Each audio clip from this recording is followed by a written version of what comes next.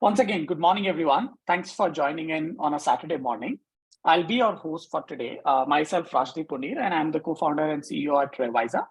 And as you guys are aware, so for today's webinar, we're going to talk about the standardized tests that you have to write if in case you're looking to go and do your undergrad abroad, predominantly US, but there are other geographies as well.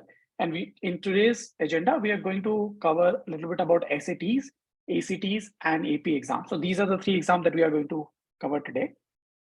The format of the webinar for today would be very straightforward. For the first 45 minutes, we will be having this presentation where I'll walk you through about SATs, ACTs, and AP exam and the timelines pertaining to each of these exams. And post that, I will open the forum for Q&A. So you guys will have the opportunity to ask as many questions as you want. However, if in case you guys have questions while I'm going through this presentation, feel free to put it up onto the chat section and I will try and take up all these questions towards the end of the webinar, right? So that's how the presentation will go forward. With that, let me start with the key takeaways from today's webinar. And as I said, so first we will talk about the 4 pillars of the strong college application, which is the end goal to get into the best fit university, best fit college, best fit major. And to reach there, what are the different things that you really have to do? What is the right time to start? What are the different tests that one has to write, be it SAT, ACTs, and APs? Which, when, and how to write these exams? And what are the new changes? So we're going to pay a lot of emphasis on the new digital SAT format. I'm not sure how many of you are aware. So SAT is undergoing a complete transformation starting this March. So this December was the last SAT which happened in a pen and paper format. And going forward, the SAT will be all digital. So that's the new format. And we're going to talk in detail about this format. And if in case you guys have any question pertaining to this, feel free to put it up and we'll try and answer your queries. With that, let me deep dive into the webinar today. And before that, let me quickly introduce about the company. So we are a high school support company, which assists students worldwide to achieve their academic goals. We largely focus for students from grade 8 to grade 12. We largely expertise are in predominantly 2 areas. The first one is test prep, where we help students with SATs, ACTs, PSAT, and AP exam. And then we have the other vertical, which is in the academic tutoring space, where we also help students who are struggling with ICSE, IB, and A-level subject tutoring. So these are the 2 major verticals that we cater at ReWiser. So far, in the last 6 years, we have helped 3,500, roughly about 4,000 odd families in the last 6.5 years. And our students largely come from about 10 plus cities in India and about 6 plus countries across the globe. That's where we stand. And today, while we are talking, we have students sitting in almost every university, be it MIT, Stanford, Harvard, Oxford. We have our students sitting in almost all of these universities. Now, with that, let me quickly start with today's agenda, which is the first 4 pillars of college application, right? So for me, college application is a journey, right? So unlike Indian entrance exam, where it only starts in grade 12, I mean, obviously you start preparing, let's say, 2 years in advance, but then you only write your exam after your boards are done. And based on your exam, you get admitted to a particular college. However, the journey for admission abroad is very, very different. And in today's agenda, we are predominantly focusing on US because that's a lot more complicated. For US, I say that there are 4 major things that you really need to work on.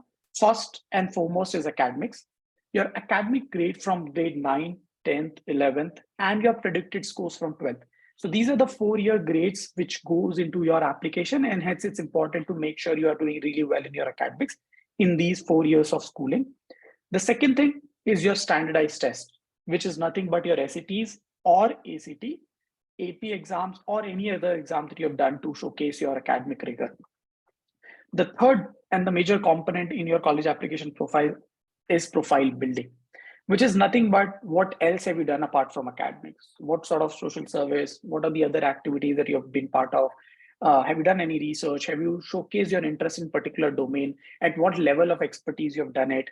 And this is one of the a buzzword about profile building, and it is a very individual process to say so.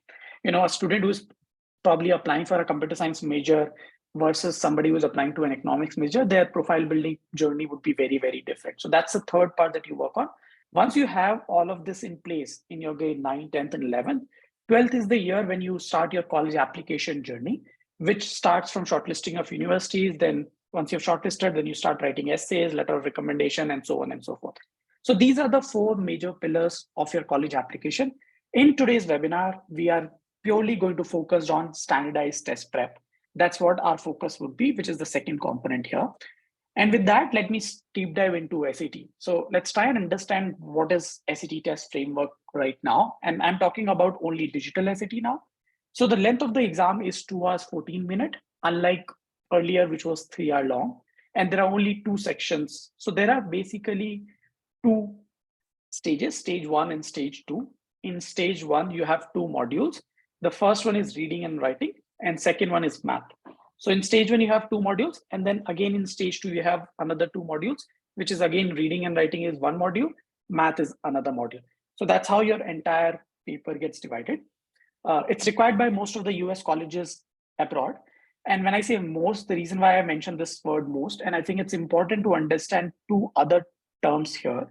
One is test blind, and another one is test optional. And unfortunately, because of this pandemic, there was a lot of challenges in terms of understanding these terms and how people were interpreting these terms to their advantage.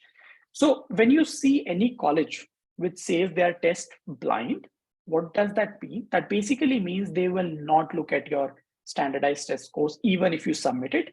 And there are only few universities abroad which do this, and they're predominantly the California universities. All UCs are test blind. They don't require you to do any of these exams. Then there are other set of universities which are test optional. When any universities come and say they're test optional, that means if in case you have done it, you should submit your score. And if in case you have not done your SAT, then you can skip the score. That's called test optional. However, the data suggests in the last 2-3 years, any university which says they're test optional, they prefer to have the scores in place. So any university which is test optional, I would say by default assume that you have to submit your scores. And then there are third set of universities like MIT and other university, which are test mandatory. So you have to submit your exam. There's no option to skip these exams. So I hope I'm able to make it very clear in terms of what are the differences between these terms. When you go to a particular college profile and you see these terms, you'll be able to relate to it. What do they mean by blind and optional? Now, what are the differences which are coming up in digital SAT? So new SAT is going to be adaptive in nature. By adaptive also, I mean that it is going to be an online exam. So it was a pen and paper exam. Going forward, it's going to be an online exam. It'll be an adaptive exam. And we'll talk about it, how that adaptiveness will affect the digital scoring. It will only have 2 sections instead of 4. You can actually carry your own device to the exam center to write these exams. Since it's a digital exam, you will have the clock on the screen, which will help you to manage your time better because you don't really have to keep moving between your paper and the watch time and again. You can easily move between questions. So for example, you will have an option to flag the question that you want to come back and revisit if you have any doubt, which is obviously was not so convenient when you're doing a pen and paper because you have to shuffle around multiple pages to figure out where you have marked those, whatever symbols you are using for the difficult questions or doubtful questions, right? However, it becomes a lot more easier with the software. You also have access to the maths formula in one place, right? So at a click of a button, you'll be able to see the maths formula time and again whenever you really need. However, when it was a pen and paper, you only have it written at one place and every time you have to refer to that particular page. So these are the differences. Now, just to add a couple of other differences which are happening, as I've said, test is going to be 2 hours, 14 minutes instead of 3 hours. You will also have long reading passages which were there earlier. Now they're all gone. And instead of long reading passages, you will have small paragraph. So earlier in the pen and paper format, you have one entire passage.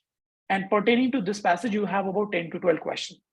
However, in the new format, instead of having that long passage, you will have small para and you will have question pertaining to each para. So you'll have one paragraph and one question. That's another big change which is happening in the reading comprehension section. Questions are a lot more concise and straightforward. You have more time per question. You will have less number of questions. Calculator is allowed all throughout the math section. Some of you might be aware in the previous one, you had a calculator and a no calculator section. However, here you are allowed to use calculator all throughout your maths. Scores are available in days, unlike weeks. for example, there was an SAT in 7th of December and we just got the result yesterday. So it took almost about 10 days to get the results. However, with online system coming in place, you will have results coming up in 2 to 3 days max. So that's another advantage. One more advantage, they will also, so as of today, SAT happens 5 times a year, which is in the month of March, May, August, October, and December. However, SAT going digital, they are going to add 2 additional dates. They have already added 1 date, which is in the month of June. So starting 2023, you have 1 more additional date in June, and they will announce 1 more date in between. So instead of 5 times a year, the SAT will happen now 7 times a year, which gives students an option to attempt it in 1 more date and also look at their school calendar, school exam calendar versus the SAT calendar, and then decide which date fits really well with them. That's another welcome change. Now, I think since we talked about adaptive, I think it's very, very important to also understand how does the scoring work, right? So obviously scoring is not going to be linear because this exam is going to be adaptive. By adaptive, I mean, let's say if Rajdeep is giving the exam, the questions for Rajdeep would be different from, let's say, if there is another student, Ayush, is writing the exam, Ayush will have a different set of questions as opposed to Rajdeep, right? Now the question comes in, how do they then come up with the scoring, right? Now, if you remember, I said they will have 2 stages, stage 1 and stage 2. In stage 1, you will have 2 modules. First module is reading, writing together. Second module is maths, right? The stage 1 paper for every student, irrespective of whether it's Rajdeep, Ayush, or XYZ, they all will have the same set of paper in stage 1. Depending on your performance in stage 1, your paper for stage 2 will get decided. So I might have a different stage 2 paper as opposed to someone else who has, let's say, done better than me in stage 1. They might have a different paper, right? If I have done better in stage 1, my stage 2 paper is going to be difficult. And if I have done badly in stage 1, my stage 2 paper is going to be an easier paper. Now, how does this translate into scoring? So this is just a pure representation. This is not the exact values. Please don't take it directly, but this is just for your understanding sake here. Let's say, for example, in stage 1, let's assume there are 20 questions. And if in case any student gets 0 to 5 question correct, then they will have a certain stage 2 paper. And depending on the stage 2 paper, their minimum and maximum score is already decided. Their minimum could only be 320 and their maximum can only be 440. So even if they do everything right in stage 2, they can only achieve 440 as a maximum score because they have not done great in stage 1. However, if you look at another student who got anything between 11 to 15 correct out of 20 in stage 1, in stage 2, their scores are capped between 560 to be minimum, 680 to be maximum. Even if they end up doing everything right in stage 2, their maximum would still be only 680 points. And similarly, if it's 16 to 20, then their stage 2 paper would be difficult. Even if they get everything wrong, they would still get 680. If they get everything right, they'll get 800. So that's how the scoring and the scaling in adaptive testing will work. However, the overall score still remains the same. The overall score is still 1600. 800 is coming from English and 800 is coming from maths. So that's a total of 1600 points. So there is no change in terms of the overall scoring. I hope that helps. If in case there are questions, please feel free to put it up in the chat section and we'll be happy to take up those questions at the end. Let's try and do some number crunching here quickly. As I said, you have reading and writing, which is going to be one section clubbed together. You have a total of 54 questions between the 2 stages, and you have a total of 64 minutes to solve these questions, and scoring between 200 to 800 points, 200 being minimum, 800 being maximum. Same for maths as well. You have a total of 44 questions, and you have about 70 minutes time allotted. This is across 2 stages, and you have about 200 to 800 points. And the maximum that you can score is 1600 points. Now let's try and deep dive into individual sections. So let's look at reading and writing section first. As I said, it's going to be in 2 stages. Stage 1, you will have 1 module of reading and writing. Stage 2, again, you'll have 1 module of reading and writing. You have a total of 27 questions, if you remember. 27 questions in stage 1 and 27 in stage 2. Out of 27 questions, only 25 questions are operational questions, and 2 of them are going to be experimental questions. So you have 2 experimental questions in stage 1, for reading and writing and 2 experimental questions in stage 2 of reading and writing. And the reason being because they want to understand how student would do in these questions, and they might use these questions in the later exam with different set of students, right? So you will not get penalized even if you do these questions wrong, or you will not score anything even if you do these questions right. However, as a candidate who is appearing in the exam, I would not know which are the 2 experimental questions. So I will still have to attempt all 27 questions with all honesty, and because I don't know which are the 2 experimental questions. So in totality, you will have 54 questions. Per module, you have 32 minutes. That means you have a total of 64 minutes. And you'll have roughly about 1 minute, 19 seconds to solve every question. That's the time that is allotted for each question. What are they testing you on? As I've said, the length of the passage has been reduced. They are going to be short reading passages. Every question will be a multiple choice question. The questions will focus on 4 main content domain, and we'll talk about it in the next slide. All the questions related to a particular domain will be clubbed together, and they will also be arranged in the order of easier to difficulty level, which is great because you're not doing a lot of context switching. The text is divided into 2 modules, which we have already discussed. Now, the important part here is the subject areas on which you will get tested. Basically, what does that mean? That your reading passages can be taken up from literature. It can be taken up from history or social studies. It can be taken up from humanities, and it can be taken up from science. So I think a lot of parents do come to me and ask me this question when the kid is in grade 8, grade 7, grade 9, that, what can we do now to prepare to do well in SAT or ACT, right? And I think one advice that I always give them is, start reading. Start reading. And when I say start reading, I don't mean just read fictional stories, because that may not really help you doing well in the SAT, because SAT will throw passages which are from varied areas, right? You have a literature, you have history, humanities, social science, right?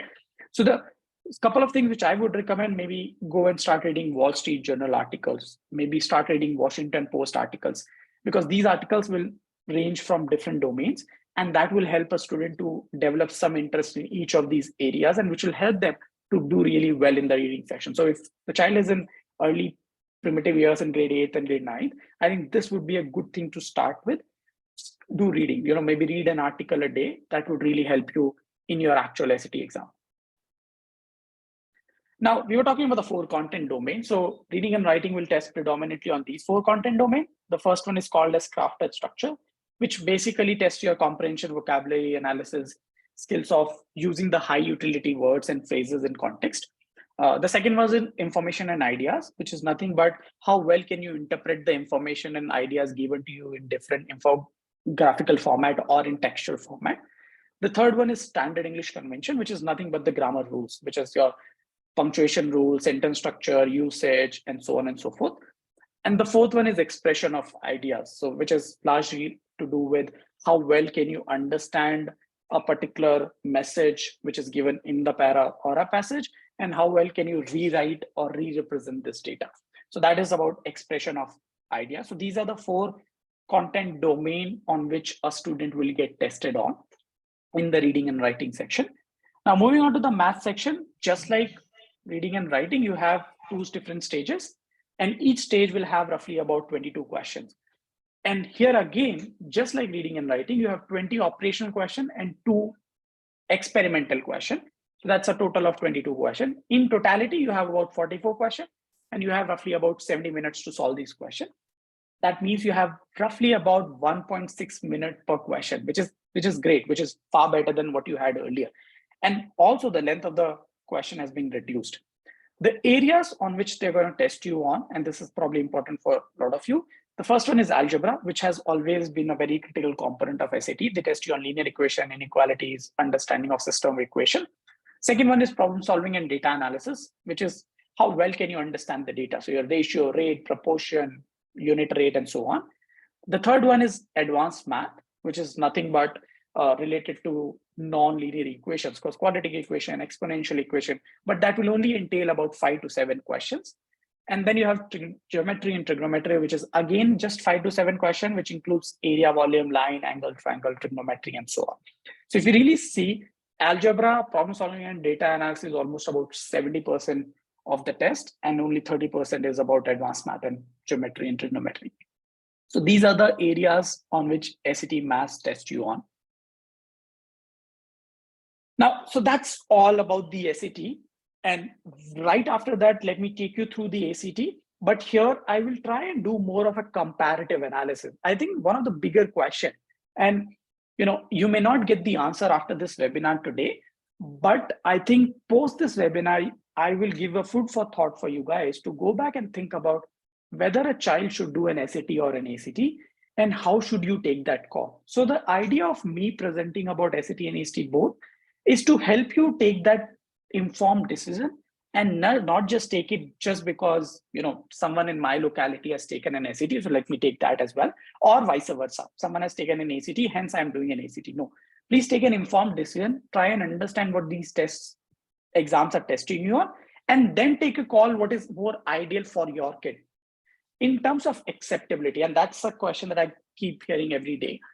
In terms of acceptability, when you look at the US, whether it's SAT or ACT, they both are equally acceptable.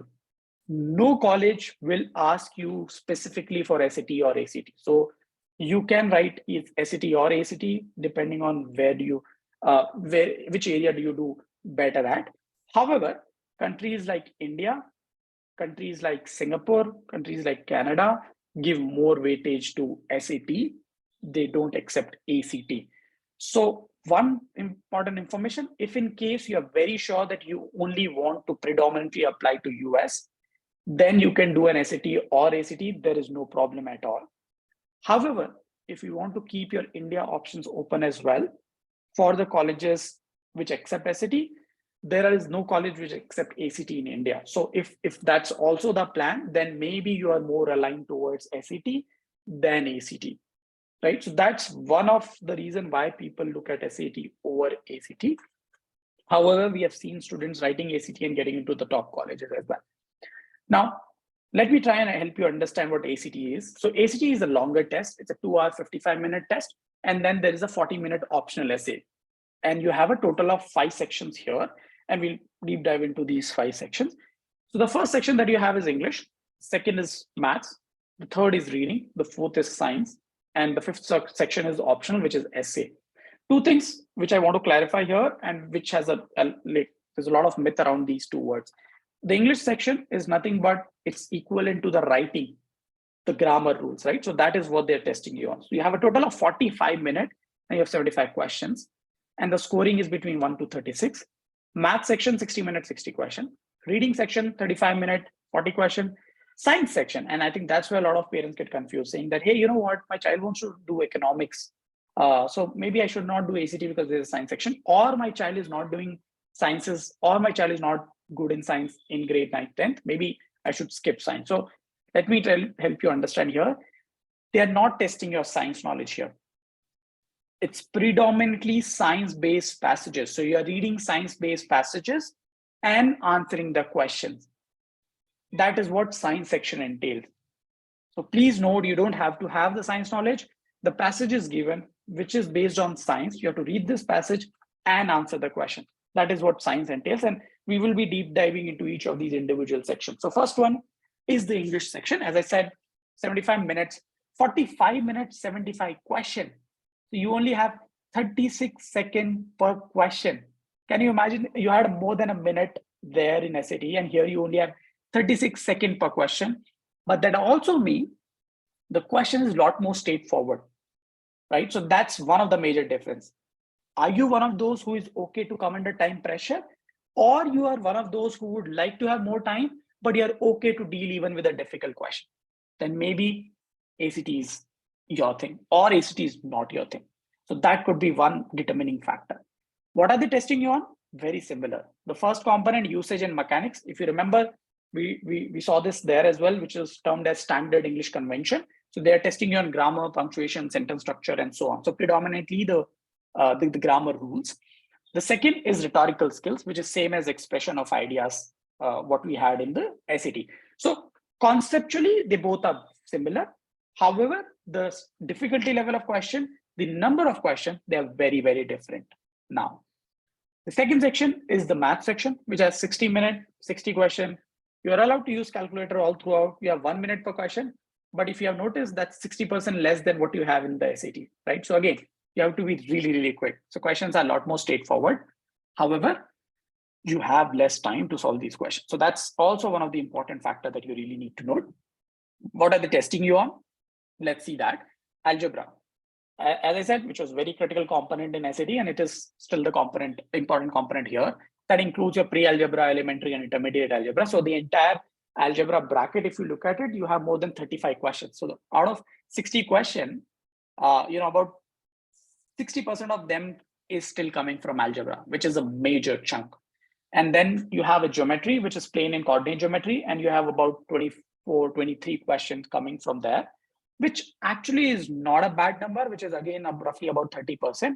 So if you really notice, ACT gives a lot more importance to geometry as opposed to SAT, though it's still less than what algebra is for SAT and ACT. However, you still have to be better at geometry in terms of ACT. Even if you're not great at geometry, you will be okay in SAT, right? So that could be another deciding factor between should I pick an SAT or an ACT. And then you have trigonometry, which is roughly about 4 questions, which is very similar to what you had in the SAT as well. So not much of a difference again. The third section that you have is the reading section, where you have a total of 35 minutes and you have 40 questions to solve. You have 4 passages in total. So every passage will have 10 questions. So if you'll have one big passage, you have 10 questions to solve. So you have a total of 4 passages. That means you have roughly about 8 minutes, 45 seconds per passage, and you have 52 seconds. So you have less than a minute per question in which you have to read the passage and also answer the question. So it is again very, very critical. But let's try and understand what kind of passage would you encounter in reading. Are they similar to SAT or are they different? So ACT reading passages will be based on prose fictions, social science, humanities, natural sciences. Very similar to what you have in the SAT. So in terms of the reading comprehension, I think you still have to do the same thing. Not much of a difference, and they're also testing pretty much on the same skill set. Then you have the 4th section, which is the science section, wherein we have already cleared the myth about having the knowledge of science. So you have 4 passages. Sorry, you have roughly about 6 to 7 passage in total here.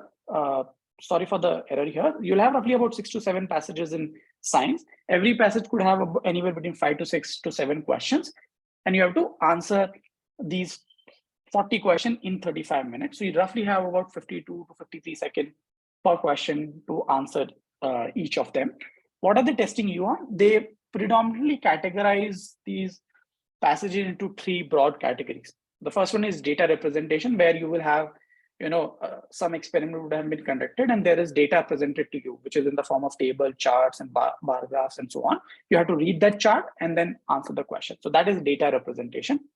Second one is research summary. So let's say, so there could be a passage on black hole, and I have done my research on black hole, so I will present my viewpoint on black hole. So that is my research summary that I've done on black hole, and the question will be based on my research there, right? So that is the research summary. Conflicting viewpoints is nothing but, so let's say you pick up any topic and you get 2 or 3 different scientists or 2 or 3 different authors, and they all presenting their viewpoints. However, the viewpoints are conflicting in nature, right? Again, you can take an example of black hole, and different people have different theories about the black hole, right? So you will have 2 or 3 authors who are writing their viewpoints. So you'll have more passages there, a lengthy passage here, and you have to answer the question. And hence, because it's a lengthy one, you will only encounter one such passage in your entire science section. So that's what ACT science is testing you on. So really look at it, whether it's reading, whether it's science, it is important for you to have good analytical bent of mind, because they will test your understanding of how well can you read the charts, how well can you read the tables and the graphs given to you, right? So it is very, very important for you to have that analytical bent of mind. So with that, you guys would have noticed the difference between SATs and ACTs. If there are more questions, I see there are questions which are coming up on the chat section. If there are more, please feel free to put it up in the chat section. I'm happy to take it up. One advice that I will have for any student, any parent here sitting, one is obviously you take a call based on all the conversation, discussion that we are having today. However, the right approach would be to write diagnostic test. write one test for SAT, one for ACT, and then take a call which test you are better at, right? If in case you seem to be enjoying more of ACT, then maybe ACT is your style. And if in case you seem to be enjoying more of SAT, then you would probably want to do SAT, right? So writing a diagnostic test is one of the good option for you to take a call. That's something that you could look at. Now with that, let me move on to something called PSAT. And I think there are students and the families here where kid is in grade 8th and grade 9th and probably grade 10th as well. And they all get this reminder message from the school saying, hey, you know what, we are conducting a PSAT exam. Would you like to sign up? So what is PSAT? So PSAT is nothing but a simplified shorthand version of the SAT, right? It's more like a preliminary or a practice SAT. That's all that PSAT is. No college will ask you for your PSAT score. So if you have not done the PSAT, don't worry. You have not lost anything. Then why do people write it, right? So I think the purpose of writing PSAT is 2-3 things. One is, I think it helps you to understand where the child is at this point of time. So let's say if the child write a PSAT in grade 8, you get your scores compared with everyone else who would have done in that cohort, right? So you know where the child stand and you know the weak areas. It gives you directed points in terms of where the child needs to work on. So I think that is one of the reasons why people write PSAT. The second reason why people write PSAT is also, so remember in the beginning, we talked about profile building, right? Now in profile building, one of the component which people do for profile building is also attend summer schools. So there are some summer schools which ask you to submit your PSAT score if you have done PSAT, and they might give you certain scholarship for it, right? So that is another reason why people write PSAT. The third reason why people write PSAT, and I think this is one of the most important reason, is because if you are a US citizen, if the student is a US citizen and you are in grade 11, please note, only if you are in grade 11, if you write the PSAT in grade 11, it is also known as NMSQT, which is nothing but National Merit Scholarship Qualifying Test. But please note, this is only applicable for US citizen if the child is a OCI card holder and if the child is in grade 11. So if you're an OCI card holder, you have done it in 9th and 10th, it doesn't hold true. You still have to write it in grade 11. So these are the different reasons why people write PSAT. But apart from that, you don't really have to write PSAT. No college will look at your PSAT score for admission. I think that is given. In terms of the structure, I wouldn't want to go too detailed into PSAT exam structure because this is again going to change very soon, because as of now, PSAT is a pen and paper test, but it is also going to be a digital exam very soon. So we don't really have to focus on this. But one thing which to note here is PSAT is nothing but a preliminary SAT. So it will have almost 80% of what SAT will have, right? It's an easier version of the SAT to put it across. Just one second.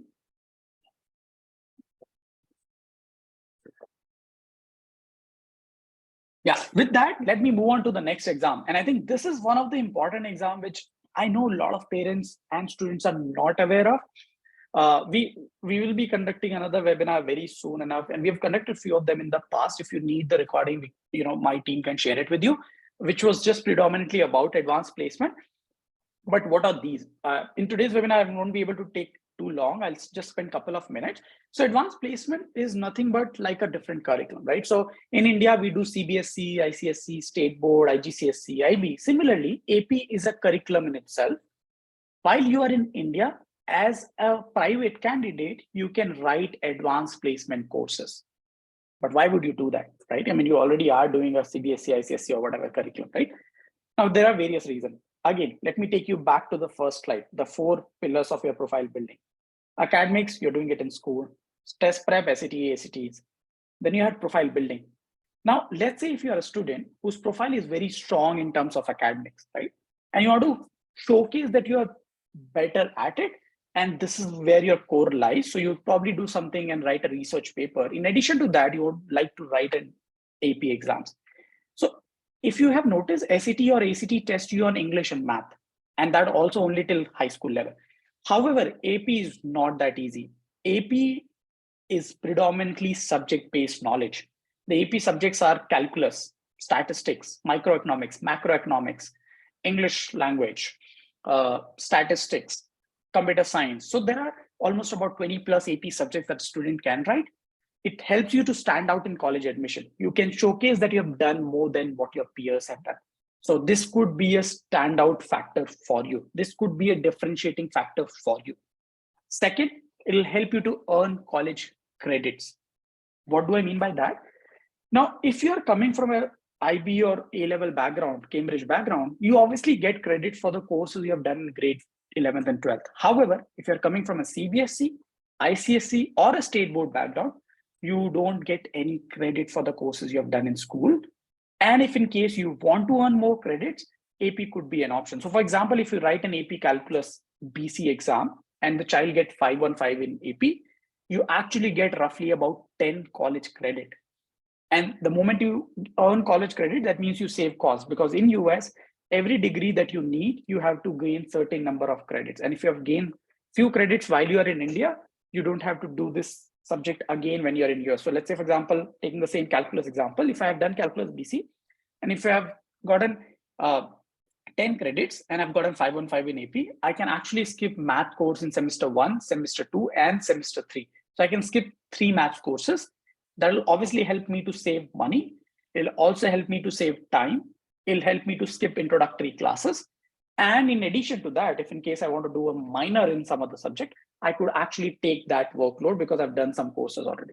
So these are the various reasons why people write advanced placement exam.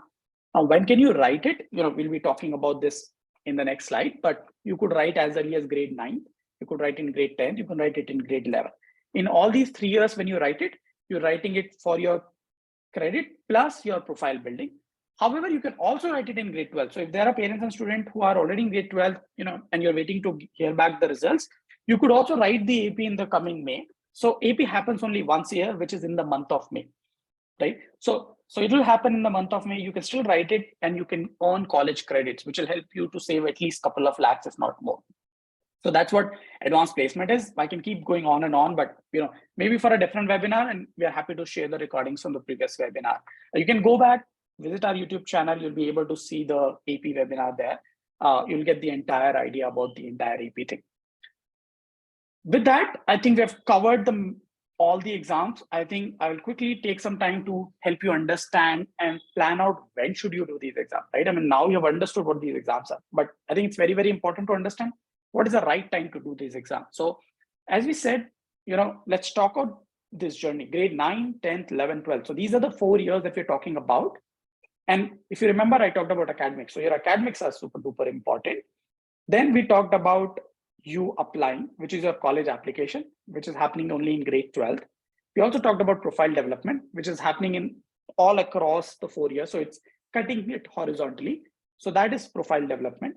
And then we talked about test prep, right? So now PSAT can be written in grade 9, can be written in grade 10. It can also be written in grade 11, but only if in case you are a US citizen, because as you know, it's an MSQT. So it might help you to get some scholarship there.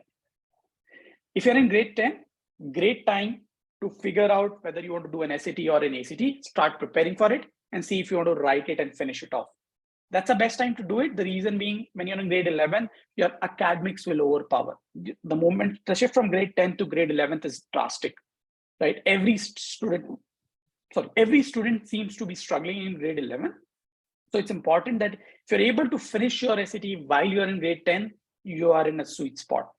If not, it's still okay. The summer break of grade 10th, right after your board exam, is the perfect time, or maybe the last time when you should start preparing for your SAT and try and write your exam in the first semester of your grade 11, in the first quarter of your grade 11. That would be the best time to write SAT or ACT. In general, every student write it twice, which is very normal, because there are certain universities which allows you to super score. Now, what do I mean by super score? I'm sure you must have heard of this term also in the past. Let me help clarify here. So super score is nothing but you can actually take English score from one test and can pick up math score from the other test. You can club these two scores together and find your new maxima, your new maximum score. That is called super scoring. So you're picking your best from the two different tests. And hence it's advisable to write it twice, but 2 is a good number. try and avoid writing more than that. Colleges may not really see it in a right frame. So yeah, that's about the SAT AST. Now, what about the APs? And any student who has not done the SAT and they're already in grade 11, high time, reach out to us, reach out to anybody. Please write it as soon as possible. You're already very, very late. All right, so please do it as soon as possible. Now, talking about the APs, as I said already, you can write it in grade 11, you can write it in grade 10, you can write it in grade 11, you can also write it in grade 12. However, the subjects that you will pick in each of these years would be very, very different. And again, that's going to be a very personal journey. It all depends on an individual. It depends on what major you're trying to do in college. You are in which grade right now, and you're coming from which curriculum. So these are the three factors based on which we at ReWiser help you recommend what subjects should you take when you're in each of these grades, because every subject is of different order of difficulty, and you may not be able to, let's say, handle calculus in grade 8 or grade 9 for that matter, right? However, there are certain easy subjects that you can handle in grade 9, right? So depending on your overall profiling, we suggest what is the right AP for you in different time. So this is the overall plan that I've suggested, which is a generic plan. However, I would strongly recommend that you can have a one-on-one discussion with our team of mentors, our team of counselors, and they'll be able to help you, guide you, and tell you what is the right time for the child to do these exams. Just a quick thing, because a lot of students, a lot of parents come back and ask me about these Indian colleges which are accepting SAT scores. So here's the list of a couple of these universities: Ashoka, Azim Premji, Flame, Kriya, Manav Rachna, Plaksha, Shivnada. So these are few universities in India which accept SAT scores. There are more than 30 plus universities now which accept SAT score. This is the link where you can go and check it: international.collegeboard.org/student/SAT acceptance India. So I think that's a link where you can go and visit and check what are the other colleges in India which also accept SAT scores. Now with that, we come to the end of the SAT, ACTs, APs, and PSAT exam. And let me quickly walk you briefly about our pedagogy at ReWiser, how we help students for these exams.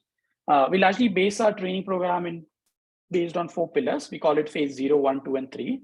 Phase 0 is predominantly about doing a diagnostic test to try and understand where you are at this point of time. And once you have finalized which test you want to write, we move to phase 1. Phase 1 is where the actual live training happens. It happens all online. We are a pure digital company. We are roughly about 50 odd people team located all across India. So in the phase 1, where we are doing concept training, there is roughly about 40 to 50 hours of classes which are happening for maths, reading, writing, and the science component. Pertaining to each session, there are assignments that the child has to do. Every session is planned for about 2.5 hours, depending on what course you are opting for, whether it's SAT or ACT. And after every session, you are updating a score tracker, for which the feedback would be given to you by the mentors. In phase 2, we assign a dedicated mentor to every student. Now, this mentor will work with the family, with the child, look at their score performance from phase 1 assignments, and based on that, figure out the areas where the child is doing well and the areas where they're not. And based on that, suggest them the right thing or the next strategy that the child needs to take to improve their score in certain areas, right? That is what happens in phase 2. It's a very personalized, customized program. The mentor will make a study plan on a weekly basis for the child. The child has to follow through this plan. And based on the feedback they get from the mentors, they have to sort of implement it to improve the scores.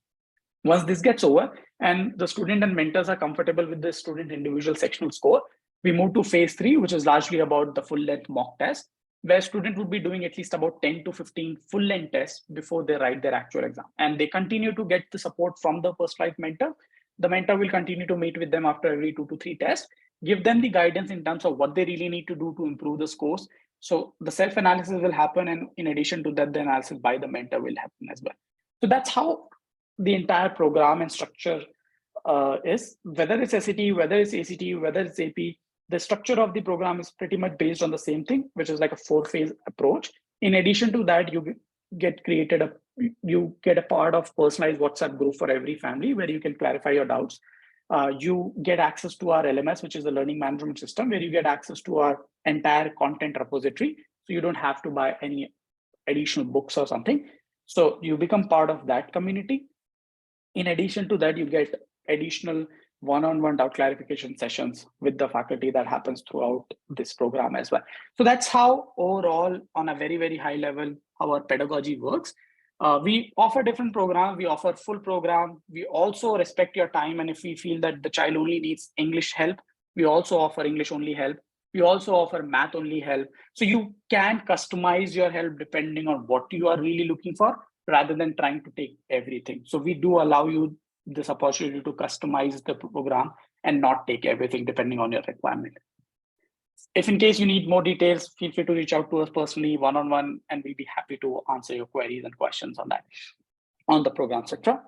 With that, I've come to the end of the entire webinar from my side. I know I've taken a bit of extra time than what I had asked from you guys, but I hope it was useful. With that, let me start on the chat section. And I will start taking questions from the chat. Just 1 second.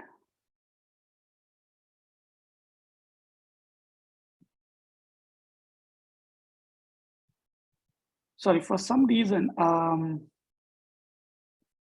Ayush, can you see the messages on the chat? Because I am not able to see my chat. Yeah, Yes, we can see the chats. Okay, for some reason, I'm not able to see the chat. I don't know why. So can you probably speak up the questions and I can answer those questions. Okay, the first question is from Sakshi Chopra and she's asking, is there negative marking in SATs? Great question. No, Sakshi, there's no negative marking in SAT.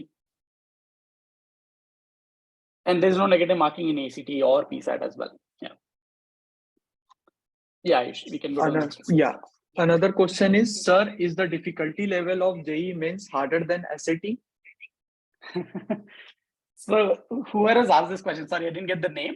There is no comparison at all. If you probably would have realized, the JEE Main tests you on physics, chemistry, maths, right? And this is testing you on just, reading, maths and English, which is also just grade 10th level maths, right? So they're very, very different. They're two very different exams. I don't think, it would be a good thing for us to compare these two exams. So the next question is from Gayatri. She has asked that what is the difference between science and reading section of ACT? Great question. I think we did try cover that up, but the only difference is in science section, you will only have science-based passages. However, in reading section, you can have passages from literature, you can have it from humanities, you can have from social science. So you can have it from different domains. However, in science, they will only and only be from the science. So they will be physics, chemistry, bio, natural sciences. So they'll only be physics, science-based passages. That's the only difference. The next question is from Sandeep. He has asked, in SAT, is the time fungible between maths and English within one stage? Sorry, can you repeat, Ayush? Is the time fungible between maths and English within one stage? Okay, I'm assuming you meant interchangeable. Can you use the time between these sections? Yes, you can. Fortunately, you can, and that's a great question. Thanks for bringing that up. Earlier, in the old SAT, you could not move back from section to section. However, now in SAT, if you are in stage 1, you can move across the section, right? You can move across the section, but not across the module. So if you are in reading and writing module, you have to be in reading and writing module for that time. If you are in math module, you have to be in math module for that time. You cannot use the time from maths for reading and writing or vice versa, right? So that's how it is now. To add on to the question, he has asked, does the 2 stages take place in one sitting or can be taken on 2 different dates? Great question. Again, no, it has to be taken on same sitting, same day. You would do the stage 1, you will have maybe 5-minute break and then the stage 2 starts. So it has to be done in one single sitting itself. He has also asked, are the past papers available? Great question. So because digital exam has not happened so far, so there are no past papers available, unfortunately. I cannot recognize his name, but someone has asked, sir, is PSAT like NTSE? Like PSAT like NTSE? Not at all. I mean, I would put NTSE to be much higher than PSAT. PSAT is much simpler than NTSC. So yeah, I wouldn't say that. So next question is from Sandeep Daga again. He has asked, what is the cost of each SAT exam? And are these to be paid in USD or rupees? It's roughly about $150. So there is a fixed fees, then there is a center fees, and then there's an administrative fee. So roughly about $150 per attempt.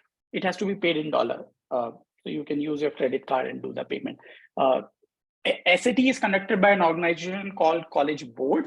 So you go and visit on College Board website, you register there and you pay there directly. That's how the registration happens. However, the exam happens in India. In your city, let's say in Bangalore, we will have a couple of schools which will be the center. So you can pick up the center from there.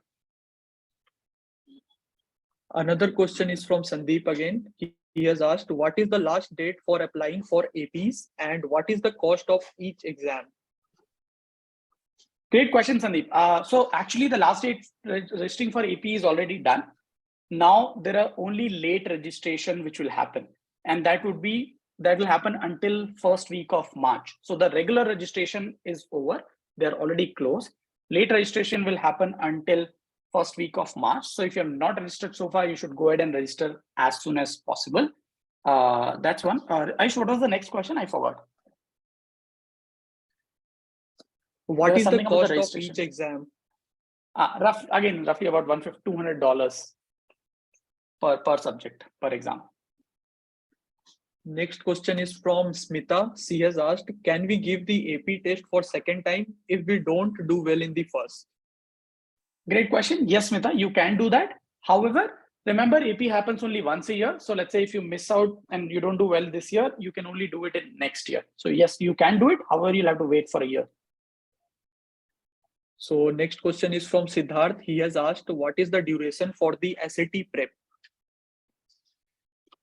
Okay, that varies from student to student. However, our program is generally anywhere between 4 to 6 months. That is what we recommend for the child to do. But that varies because the student might be having school exams, so they might have to take a break from SAT prep and so on. So it can vary, but keep at least 4 to 6 months for your SAT prep is what I would recommend. Next question is from Sakshi. What is a good SAT score? Great question. I think whatever, maybe 1600 is the best score. But if you can get 1500 plus, you are in the 99th percentile bracket. So you are in the top 1 percentile across the globe, right? So your target should at least get 1500 plus if you can, right? That's the best score. If not, then at least 1400 plus is what I would recommend. I mean, that's where you should be targeting. But if you're looking at top colleges, nothing less than 1500 would work. So next question is from Supriya. She has asked, will you kindly share the recording? Yes, Supriya, we will be sharing the recordings with all the folks who have registered for the webinar. I hope you guys have registered for the webinar and not directly gotten into it through the link. If yes, please go back and register because otherwise you may not get the recordings. Next question is from Margi. She has asked, sir, PSAT is for US citizen. Margi has also raised her hand. So Margi, do you want to maybe continue with your Yes, question? sir. Yes, sir. Am I audible? Yeah, loud and Thank clear. you so much. It was really very enlightening session. So I have two questions. One is for PSAT. Actually, I do overseas tuitions. So I have one student who is my cousin also. I used to. He's in grade 9 and he's really doing very well. So he's getting his scholarship and everything. So that is not an issue with the academics. But then he is planning to move to US for his higher studies. So that is why I was asking PSAT for PSAT, is it US citizens can only give or any other person from the globe? Anybody from the globe can write PSAT, right? As long as what is the purpose for writing PSAT, right? So when you're writing PSAT, PSAT is just for practice and nothing else. Okay. It won't really serve you any purpose, right? Because no college will ask you for your PSAT score for admissions. Okay. And sir, I just missed. I thought my toddler was playing around. So, what is the full form of AP? Advanced placement. Okay, advanced placement. So that depends on it varies from college to college, right? Correct. Okay. The credits will vary from college to college. Yes. And one more thing, कि sir, as you told कि stage 1 if you are clearing at the lower base, मतलब अगर आपका stage 1 अच्छे से नहीं हुआ और आप Right. तो आपका stage 2 थोड़ा easy रहेगा, right? Definitely. Yeah. But if see for example अगर एक student stage 1 बहुत अच्छे से कर रहा है, suppose 95% उसने अच्छा किया है सब कुछ, right? Right. और उसका stage 2 tough आ रहा है, पर एक स्टूडेंट ऐसा है जो स्टेज 2 वो 80% तक का ही अच्छा कर रहा है, उतना ज्यादा नहीं कर रहा है, पर उसका स्टेज 2 परफॉर्मेंस ज्यादा जा रहा है, तो फिर वो दोनों में कैसे कंपैरिजन होगी स्कोर पे? Great question. Thanks. You brought that up, and I'm sure a lot of people will have that confusion. Let me quickly take you through that slide back again to help you understand the scoring part. So I think you have missed out on this important point, right? Depending on your performance in stage 1, your upper cap is also fixed. Even though their paper is easy, but even if they end up doing everything correct in that easy paper, the maximum this person can score is only 680 out of 800. Okay. So that is right? what stage 1 मतलब stage 2 में for stage 1 student ने 680 किया, मतलब his stage 2 was not that well, and the stage 1 में उल्टा हुआ, so they will stand same.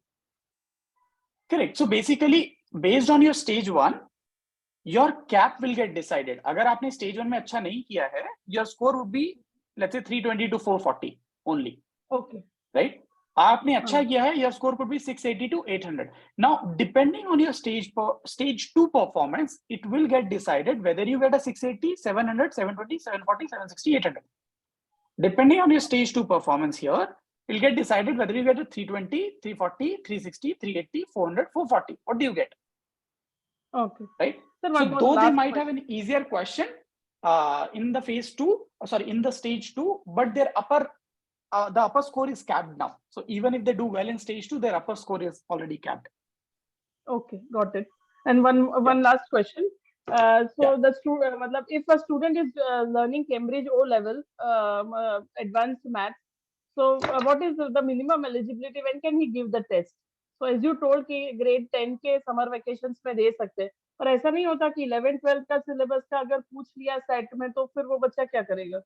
ऐसा मतलब होता ही नहीं है ना 11th-12th का सिलेबस, सिर्फ 10th तक का ही सिलेबस होता है ऐसा है. SAT में. Done. Thank you, only sir. in the Thank you advanced so much. placement. Welcome. Ayush, any other questions? Yeah, next question is from Smita again. So she has asked, my son is on OCI. Will he be eligible to appear SAT? Is there any cutoff for such students? No, I think for OCI card holders, this is the right path. I mean, you will be definitely eligible to write SAT. You can write it as many times as you want. You should also write the PSAT, right? Because with PSAT grade 11, you might be eligible for a scholarship as well. And there's no limitation in terms of number of attempts or anything. Yeah. So next question is from Minakshi. She has asked, do we get any privilege to get good score in SAT on basis of board, IB, CBSE, etc.? I didn't get the question clearly. Like CBSE, ICSE score is different and SAT score is different. So if you do well in SATs, you obviously will have a better chance of getting scholarship and getting admission in college, right? But if you remember my first slide, admission in US is not just based on one factor, they're based on multiple factors, which is your college, which is your academic profile, which is your standardized test score, which is your profile building, and your application, your essays. So it's a combination of all the things which will help you get admission. So it's not just one thing, but all of them together. I think Smita has raised the hand. Yes, Smita, please continue. Thank you, Razi, for all the insights. I had the previous question on OCI. I continue on that. So this child of mine, he's preparing for his boards in March, this March. You said he would be capable of giving the SAT examinations in the summer vacation. What is the process of enrollment, and what is the criteria for scholarship for such a candidate? Great question. So I think process for enrollment for ReWiser for the test. Both. I would like to hear Both. for both. Yeah. So for ReWiser, it's very straightforward. So, we will reach out to you. You can reach out to us. Our numbers are there. My team have noted down your contact as well. They'll reach out to you and let you know. So we will have batches starting right after the 10th board exams get over. So we generally give a week's break, and right after that, we start multiple batches during that period. Right. So that is the time where the child will start with us.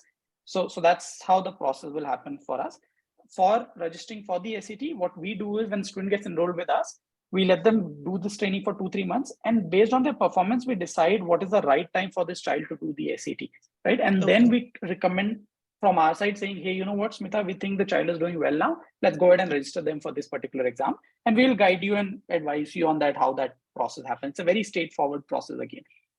Okay. Yeah. And minimum eligibility for getting scholarship to good colleges in US? Right. So there is no minimal eligibility, right, Smita? So that's where, as I said, I've been saying it time and again that US admission process is very, very different. Unlike India, it's not very black and white. It's a lot of gray area, right? So it all depends on your academic score, your test prep, your profile building, and so on and so forth. However, he being a OCI card holder, there are few other things. I don't want to throw these words, but there's something called FAFSA application. So which is a federal aid fund, right? So as a US citizen, since he's a US citizen, you can apply for something called FAFSA application, which is a federal aid fund, which will help him to get some scholarship if in case he qualifies for it, right? So being an OCI card holder, that's an advantage that he has, which other kids will not, or other parents will not have. However, for other parents also, there are certain other ways in which they can look for the scholarship. Got it. Yeah. Thank you so much, Rasdeep. That helps. Thanks, Smita.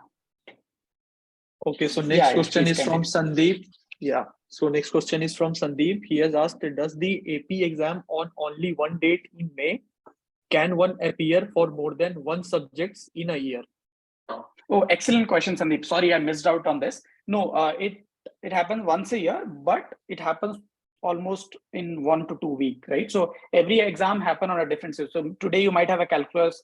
In the afternoon, you might have, let's say, computer science. Tomorrow, you might have microeconomics. Next day, you might have macroeconomics. So it happens across 2 weeks on different days and different times. So yes, one student. So we have students right now enrolled at ReWiser who are taking 3 APs in same attempt. So you can write multiple APs in same year itself. So next question, I cannot recognize their name, but someone has asked, sir, just a second. Yeah. Sir, do we give AP exam after 12th as it requires advanced knowledge? Sorry, repeat. Do we give AP exam after 12th? After 12th, yeah, as it requires advanced knowledge. Yeah, no, great question. Whoever has asked that, right? But I think I did discuss this with you that if in case you are writing it after 12th, then your college applications are gone, right? So you're not doing it for a college application. Now you're only doing it for your profile, for your credits. So if you do it after grade 12th, you only earn credits out of them. It does not really help you in building your profile in your college admission, because by the time you would have already received your admits. So for example, there are students, for example, 2 days back, University of Pennsylvania, UPenn results were out. Last week, CMU results were out, right? So your results will actually come out 4 to 5 months before you even write your board exam, right? So you will not be able to apply these scores for your admission purpose, but only for credit purpose if you write it in 12th. Next question is from Smita. Which board helps more in preparation of SAT and ACT exams? Great question. And a tough one. So I don't think there is one board which helps you a lot more, but if I have to pick one, I would say obviously international curriculum, which is ICSE and IB board, because of the English, because of the nature of English, because the CBSE and ICSE English is very, very preliminary to say so. However, when you do English in IGCSE or in IB, it's obviously a lot more advanced, and hence it's always better if you are doing an international curriculum. SAT might be a bit simpler for you. So next question is from Duty. She has asked, sir, if I am in 10th right now and want to appear for SAT after boards, when should I start preparing? And if any tips on how to prepare? Great. Thanks for that question. And I think, like we discussed with Smita, right after your boards, you should start. I'll ask my team to connect back with you and explain you about the process and the enrollment process and everything. We've already started the enrollment for the summer batches, and it will start a week after your exam gets over. So for both CBSE and ICSE board exams. Yeah. Next question is from Smita again. What is the validity of the SAT score once given? 5 years. Your scores are valid for 5 years. So these were the only questions. Okay, Swati has raised her hand. Swati, please go ahead. Yeah. Hi, Mr. Rajdeep. Good morning. Hi, Swati. Just wanted to know that everyone says academics is important, but in IB, as you said just now, the results will come after the admissions are over, 12th board results. Ideally, only 10th board will be taken by the students, right? Right. Hello. Can you hear me? Right. Yes, you're right. Yeah. So, in which way any university will look at an application for the college in respect to academics? I mean, it's just that the school gives apart from the 10th board, or how it is? I'll tell you. Yeah. So I think maybe you've joined the webinar a bit late. So I think in my first slide when I was talking, right? So I did mention this point. So you obviously will have your grade 9, 10th, and 11th scores, which are readily available with you, but you won't have your 12th grade, right? So for 12th, school will give you predicted scores. It's called predicted score, right? So based on student performance in grade 11th and the first 2 tests in grade 12th, the school will predict a score for the child, saying this child will get, let's say, 42 out of 45 in IB, or 38 out of 45 in IB, or 39 out of 45 in IB, right? And these are the predicted score which will go to the college. In US, they rely completely on these scores. And let's say for some reason, school has projected 42 and the child only gets 40, US is still okay with it because it's onto the school to decide. However, if you're applying to UK, all the offers that you get in UK are conditional offers. So if the school in their predicted score says this child will get a 42, now you, let's say, get a result from University of Warwick and you get an admission, the admission will clearly state the criteria, which is your admission criteria. So it might state that you have to get at least 40 out of 45 in your IB, or you have to get 6 on 7 in your IB Math HL. Now, if you don't meet that criteria, college has all the right to cancel your admission. So these are two different things. In US, your offers are unconditional. Irrespective of whether you achieve those scores or not, they will not revoke the offer. However, in UK, offers are conditional in nature. So if you don't get the desired scores, they have all the right to revoke the offers. And the admission is given purely based on your predicted scores for grade 12th. I hope that answers your question, Swati. Yeah, it answers. But one more question is, how do they, ninth grade and 11th grade, are the summative assessments taken into consideration, or how it is? Every school decide their own policy.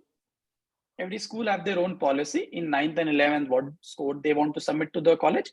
So it will vary from school to school. So I think the good idea would be to go and talk to your school and see which scores are they planning to submit for 9th and 11th. Some schools do share this information, some schools don't. So again, but you can obviously go back and talk to the school counselors and see what they say. Okay. Yeah, okay, but remember, school is also on your side, right? I mean, they also want good for the child. So they would obviously try and give the best score possible. Yeah, I understand. Yeah. And one more question. Ideally, you say you ask the students, you give preference to write them after the 10th, right? So No. After the 10th boards. So if they want to really start the prep, from which date they have to start? I mean, which month ideally they have to start the prep to attempt a SAT after 10th? Right. So 2 things here. I did not say that you should only do it after 10. I actually said you should try and see if you can finish it in grade 10. That's the ideal case. I'm just saying as per your recommendation. Right. That's what I'm saying. Ideally, you should finish it up in grade 10. So if you're right now in grade 10, you should have started your prep sometime back, right? Again, it will vary from student to student. If you're coming from CBSE, ICSE, you only have exam in the next 2 months, right? March is when you will write your board. So obviously don't start your SAT prep now. Wait for your exams to get over and then you start your prep, which is right after your exam gets over. I know some people want to take break and parents want to give that break because the student has just written the board. Trust me, it's just the beginning of the road. The journey for the next 2 years is going to be really, really crazy. So you wouldn't want to waste any minute. And for the students who are in IB, who are writing exam in May, June, I would say start now. Start now. Closer to the exam, take 2 months break, come back, resume the prep, and write your first attempt in August next year. Because if you don't do that, your exam will get over only in June. So you start your prep in July. That means you can't write it in August. Even October is difficult, right? And then you get postponed up until December next year, right? And you wouldn't want to wait that long. So if in case you are in IB and IG syllabus, you can start now. You can start immediately. I mean, winter break is coming. Why don't you start now? And for the student who are in grade 10, CBSE, ICSE, who have their exam in next 1.5 to 2 months, please don't start now. Wait for the exams to get over and then you start. But you start right after that exam gets over. Last but not the least, Mr. Rajdeep, you have AMC's American math competitions. So, will the college considers it as a, edge Definitely. factor or an X factor? Definitely. They do. If students are able to crack it, if any child is able to crack it, I think it will add a next dimension to your profile. Remember I was talking about the building your academic profile. So AMC helps you to showcase your strength in academics, right? And then you're a different league. If you have cracked AMC, then you are playing in a different league altogether. So only AMC is being considered, or any other apart from AMC? No, apart from there are other exams as well which are considered. I mean, even in NTSC in India, if you have qualified, US still consider that exam to be highly prestigious. So any exam which is highly competitive and highly selective in nature will hold a lot of value. Just to give you an example, let's say if you want to apply to Singapore, NTU, NUS, great universities, they actually consider your JEE rank as well, right? So if you have done fairly well in JEE, you can actually show it to your NTU and NUS, and they might offer you scholarships for it, right? So any entrance exam which is highly competitive in nature, if child is able to do fairly well there, I think you have an edge. Yeah, thank you. Thanks. So Yeah, there's Ayush, one question from Duty, and she has asked, sir, what will be the fee structure for the Reviser program? We'll send you the mail for that, Duty, because it varies from program to program, depending on what program you opt for. We have one-on-one programs, we have group programs. So the cost will vary. So, we'll send you the mail and you can have a look at it. So another question is from Smita again. So she has asked some examples of profile building except giving ACT and SAT exams. So Smita, I think that's a very, very broad question. As I said, research paper, internship. If you're good in music, maybe get some TRIMD certificates in music, instrument. If you're good in sports, then probably build something in sports. Maybe building a venture, maybe doing something in the social cause. There are different things. It's a very, very personal thing. And it has to be more of a one-on-one conversation where we need to understand the child. We need to understand what they really want to do and work backward. So I always say that this is a right to left approach rather than left to right approach. When I say right to left, you decide what major you want to do, and then you work backwards from there, right? Then you chalk out the journey, what you have to do in the next 2 years, 3 years, 4 years, rather than saying, I will do this, and then I'll get into a college. No, that's not how it works. You have to work backwards. So it's a right to left approach. But I hope I was able to give you a few hints. So next question is from Sangeeta. She has asked, is 1580 by 1600 considered a good score in the SAT while applying to T15 US universities?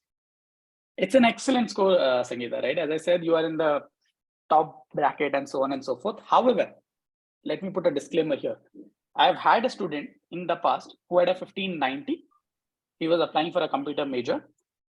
He had a 43 out of 45 in IB. Did not get into any of the top universities. I mean, he obviously got into a great university. He got into University of Washington, but somebody would imagine that he'll get into a Stanford or CMU or Georgia Tech or any of those. He did not get into any of those, right? So that is what I've been saying time and again. SAT is one factor.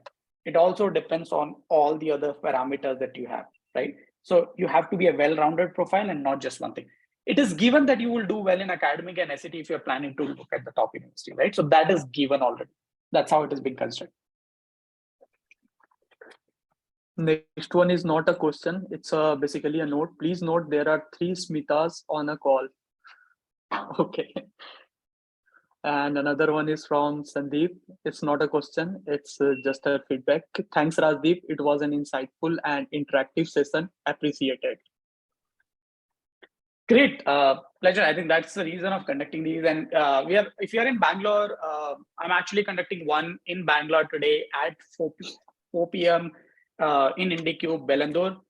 Feel free to walk in. We can have a cup of tea, coffee there, and have a one-on-one discussion. If in case you are in Bangalore, we will be visiting other cities, Bombay and Delhi, soon in the next month.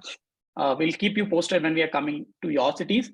But today in the evening at 4 p.m., we are in Bellandur, IndiCube. If in case you are interested, if in case we have seat, I'll ask my team to connect with you and they can share the address. Swati, you have another question. Please go ahead. Yeah, one more question. How about the CAS activities? How do actually they judge what certificates needs to be produced if you refer to CAS activities for the admissions, for the application? It doesn't really help, Swati, right, in the application, because think about it. If let's take an example, right? If I'm in TISB, I have 150 students in my batch and everybody would do the CAS activity, right? So what is the differentiating factor? There's no differentiating factor there, right? However, in the CAS activity, if you take those 150 hours that you need to commit and probably do something which is out of the box, right? Maybe something more tangible to showcase, then it would really make sense in the application. Otherwise, every student in the IB has to do the CAS activity, right? So there is no differentiating factor, to be very honest here. Yeah, makes sense. Yeah. Great. Ayush, any other question do we have? Yeah, another one is a feedback. Wonderful session by Sakshi, and also Vaisali Tadokar has mentioned that thank you for the session. Please plan a session in Pune as well. Oh, great. I'll ask my team. I think they're here to add something in Pune as well, Sakshi. We'll connect back with you, figure out a nice place, take your help for it, and we'll definitely visit Pune as well. So another question is from Sangeeta. She has asked, of the IELTS, TOEFL and Duolingo, which one do you recommend we take? Assuming that we have time only for one of those. Okay, I'm assuming this is the last phase where you are in and you want to write. Just write IELTS or TOEFL, one of the two, doesn't really matter. To be very honest, this is not for admission. This is more of an immigration requirement. So don't worry too much about this exam. It's a very straightforward, simple, easy exam. I'm pretty sure you'll be able to crack it even if you go ahead and write it tomorrow. The child will go ahead and write it tomorrow. So IELTS, TOEFL, whichever one you want to pick, doesn't really matter. Very straightforward exam. Don't worry too much. Don't get too stressed about this exam. It will not affect your admission. It can only affect your immigration. So this is more of an immigration requirement than the admission requirement. Another feedback from Margi. Awesome session. Will recommend ReWiser to parent. Thanks, Margi. Thanks for the message. Anything else, Ayush? Any other? No, that's it from, yeah. So another feedback is thank you so much for the informative session by Kasi. Okay, great. Thanks, everyone. Thanks for joining in. It was lovely talking to each one of you. I know I had asked only 1 hour of time, but I think I've exceeded it by 20 minutes. But I hope it was a useful one. And you spent your Saturday morning for something productive.